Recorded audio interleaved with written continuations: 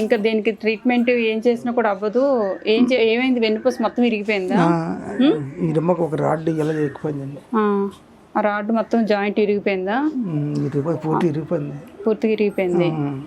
ఇరిగిపోవడం వల్ల రాడ్ వేసారు మీకు. రాడ్ వేసారు అది.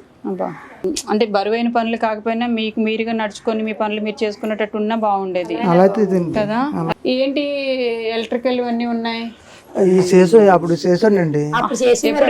మెకానికల్ చేసేవారండి. అప్పుడు టీవీ రిపేర్ చేసుకుంటారా మీరు? ఇప్పటికీ చేస్తారా? చేస్తాను. ఇప్పుడు ఖాళీ ఉంటే బాగుంది చేస్తాను. చేయను. ఇలా బెడ్ మీద ఉండి కూడా మీరు పని చేసుకోవడానికి ఆలోచిస్తున్నారు. నాకు పడుకోవడానికి పెద్ద ఇష్టపడనండి. ఏదో పని చేయాలనిపిస్తుంది.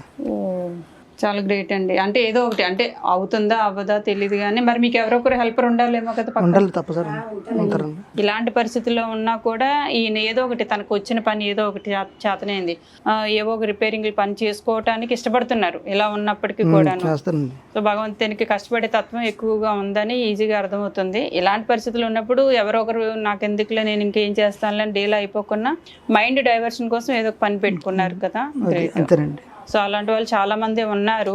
ఉన్న చోటనే ఉండిపోకుండా ఇంకొక పని వాళ్ళలో ఉన్న టాలెంట్ ఏదో ఒక రూపంలో అలా బెడ్ పెయిన్ ఉన్న వాళ్ళు కూడా, కొంతమంది వీల్ చైర్లో వెళ్తూ ఏదో పని చేసుకునేటోళ్ళు కూడా చాలామంది ఉన్నారు. వాళ్ళందరినీ చూసి చాలామంది మనలో ఉన్న వాళ్ళందరూ చాలా అప్రిషియేట్ అవ్వాలి, ఇన్స్పిరేషన్గా తీసుకోవాలి ఇలాంటి వాళ్ళని.